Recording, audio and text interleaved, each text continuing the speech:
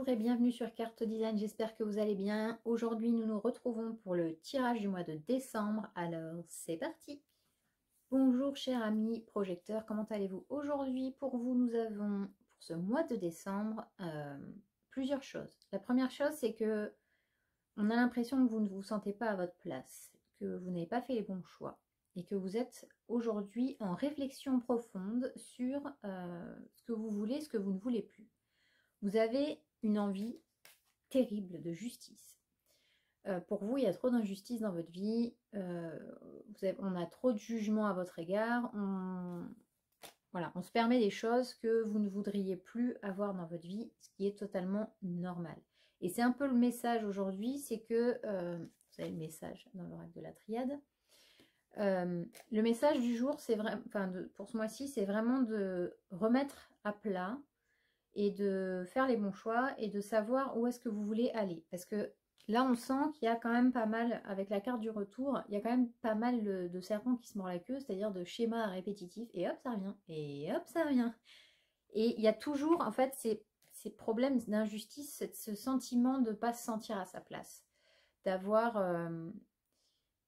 Ouais, d'être bloqué en fait quelque part dans ses propres dans cette espèce de schéma répétitif et dans ses propres peurs, même en étant chez soi, qu'on pense à notre place, on sent qu'il y a quelque chose de pesant en fait, quelque chose de lourd, et vous avez l'impression en fait d'être devant un mur, et c'est Shigeishi no Okami qui nous dit ça, c'est-à-dire que c'est vous avez un mur de 10 mètres de long sur 10 mètres de hauteur sur 15 mètres de large, et vous vous dites mais c'est infranchissable, qu'est-ce que je fous là en fait?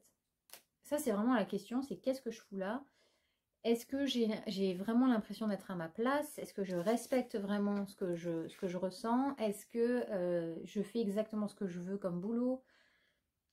Voilà, qu'est-ce qui fait que? Alors la petite chose à savoir, c'est que vous avez cette espèce d'arme que vous pensez contre vous. Le truc, c'est que c'est un peu de l'auto-sabotage. C'est-à-dire que vous n'avez pas tout n'est pas infranchissable, hein, comme je vous l'ai montré juste avant avec la carte Shigeishi. C'est cette espèce de mur, en fait, que vous prenez en tant qu'injustice envers vous. Vous avez la clé de la porte qui est en plein milieu de ce mur. C'est-à-dire que devant vous, il y a une porte. Vous avez la clé, elle est là, dans votre cœur. Bon, on ne le voit pas, mais parce que je suis trop petite, mais vous l'avez là dans votre cœur. Et en fait, il suffit juste de l'utiliser. C'est-à-dire que il suffit juste que vous preniez cette clé, que vous l'ouvriez pour rentrer dans votre vraie intégrité, votre vraie authenticité, et de passer d'être vous-même de l'autre côté du mur. C'est-à-dire que ce mur, c'est limite vous qui l'avez construit. Parce que vous voulez vous protéger, comme vous avez subi beaucoup d'injustices, vous voulez vous protéger. Vous avez ce mur énorme qui est devant vous, alors qu'en fait, il n'a pas lieu d'être.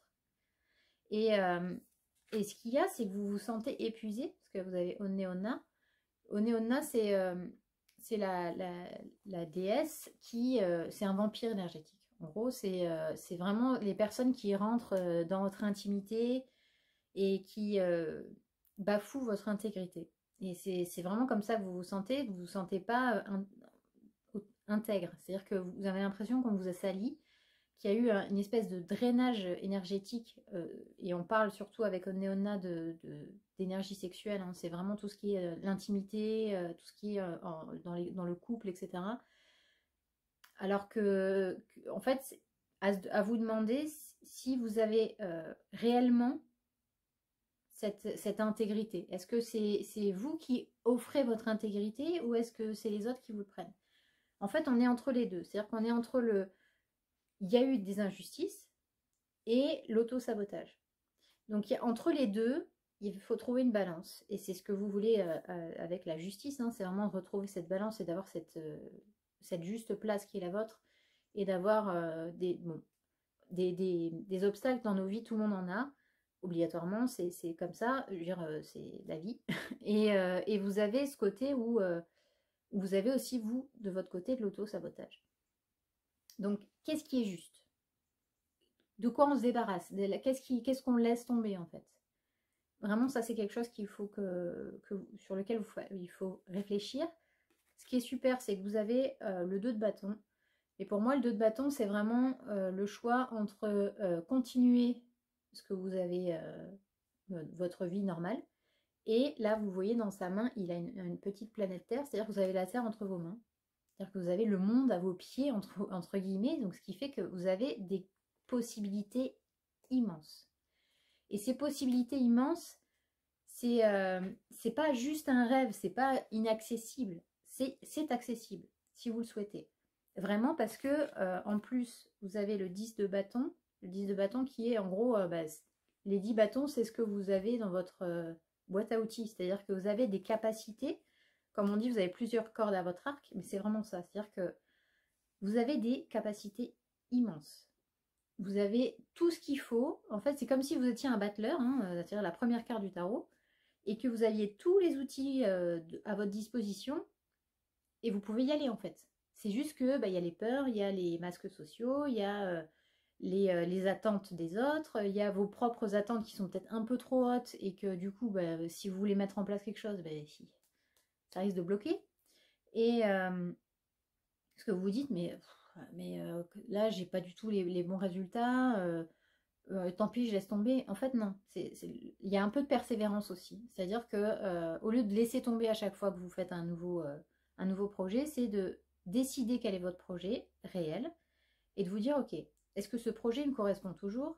Est-ce que j'ai envie d'y aller? Est-ce que j'ai la force pour y aller? Est-ce que c'est exactement les énergies de cette nouvelle lune, hein, qui arrive en même temps que cette vidéo sort. Donc on a vraiment ce côté de faites des plans. Faites des plans, réfléchissez sur ce que vous voulez vraiment. Est-ce que ce projet-là, il est toujours d'actualité pour vous? Voilà. Sachant que tout ça, il va falloir méditer dessus, il va falloir mettre des choses en place, il va falloir écouter votre sagesse intérieure, écouter votre spiritualité, faire une petite introspection, voilà, être en intériorité pour décider réellement de ce que votre cœur veut. Et pour vous, amis projecteurs spléniques ou projecteurs mental, écoutez votre intuition, écoutez ce que vous ressentez intérieurement vraiment en profondeur. Et pour les projecteurs émotionnels, c'est d'écouter l'émotion qui vient quand vous parlez de ce projet. Par exemple, ah oui, j'ai vraiment envie d'habiter dans cette maison, c'est génial. Est-ce que réellement, quand vous parlez de cette maison, vous avez des papillons dans le ventre et vous avez l'impression que c'est la meilleure chose qui puisse vous arriver dans la vie? Ou est-ce que c'est ouais, mais le loyer, est-ce que j'aurai les moyens? Et puis, bon, c'est un peu grand pour moi, il y a une pièce de trop, en plus, ça fait beaucoup de ménage. Enfin, voilà, c'est écouter l'émotion qui arrive quand vous parlez de ce projet-là, en fait. Quelle émotion arrive pour les projecteurs émotionnels? Sinon, écoutez votre instinct. C'est vraiment l'intuition. Est-ce que votre intuition vous dit oui? Alors là, allez-y. Si elle vous dit je sais pas, peut-être que. Ou alors, pour les projecteurs mentaux, c'est machin vous a dit non, que machin vous a dit que c'était pas une bonne idée. Mais vous, qu'est-ce que vous en pensez en fait à l'intérieur? Est-ce que votre mental vous dit. Est-ce que vous y pensez, si vous y pensez pendant 3 jours non-stop en disant oh, on va faire ça, ça va être comme ça va être comme ça, génial. Par contre, si ça vous rend, puis ah bah oui, c'est vrai fallait que je réfléchisse à ça, c'est que c'est pas la peine d'insister. Voilà, donc écoutez vraiment votre petite voix intérieure, qu'elle soit émotionnelle, qu'elle soit instinctive ou intuitive, qu'elle soit mentale. Écoutez-vous vraiment. Parce que tout ça, ça va vous mener à vous déplacer. Il y a des déplacements, il y a des mutations, il y a des déménagements, il y a des mises en action. Parce que c'est vraiment ça, hein, le chariot, c'est quelque chose, c'est une carte qui vous amène à l'action, au déplacement, vraiment bouger dans votre espace, en fait. Il y a des changements, tout ça, il y a une notion de mouvement, vraiment. Donc, vous allez être en mouvement. Il y a l'as de coupe qui est quand même la carte de l'abondance. Donc, c'est-à-dire, tout coule de source, en fait. Hein. Là, une fois que vous avez fait tous ces changements-là et que vous êtes vraiment posé les questions, ça va être super fluide. Donc ça, c'est quand même vachement important. Donc l'as de coupe, c'est la coupe. Et en même temps, dans un autre sens, c'est la coupe est pleine. C'est-à-dire qu'au bout d'un moment, si vous ne changez pas, la coupe va déborder. Donc c'est soit vous faites les changements, vous vous écoutez réellement, et à ce moment-là, bah, ce sera la corne d'abondance. Par contre, si vous ne vous écoutez pas et que vous continuez dans les mêmes schémas, la coupe va déborder et à un moment donné, c'est burn-out.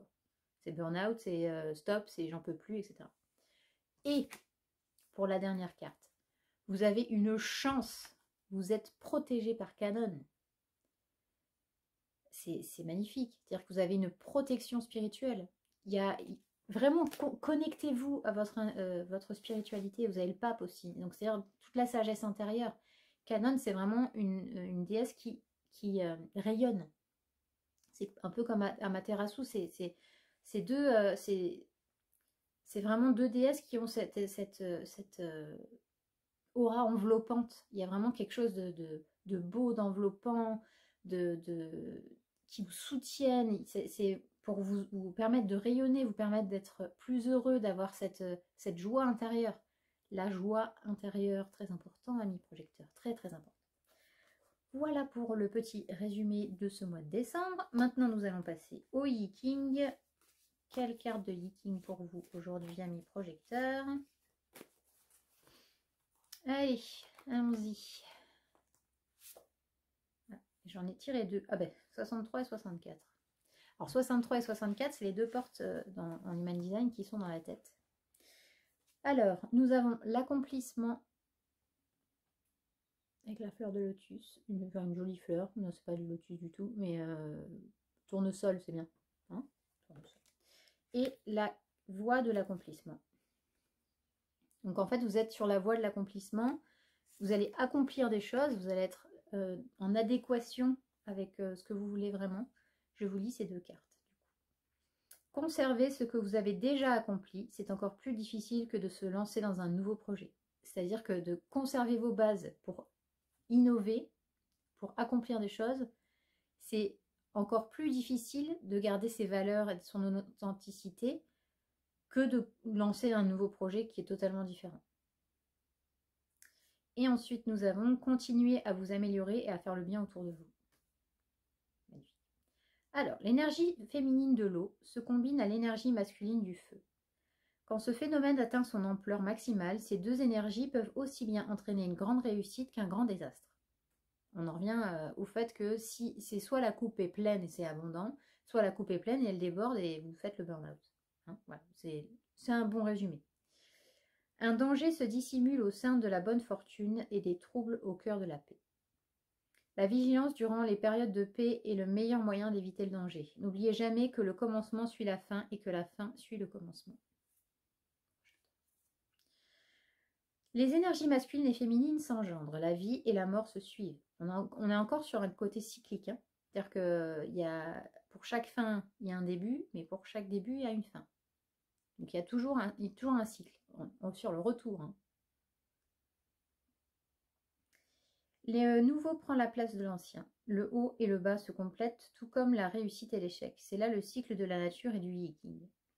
Suivez l'exemple du ciel et de la terre pour continuer à progresser. Ce que vous avez accompli jusqu'ici n'est que la fin d'un paragraphe, mais aussi le début d'un nouveau chapitre. Vous n'avez pas encore atteint l'apogée de votre réussite et vous êtes à présent confronté à un nouveau défi.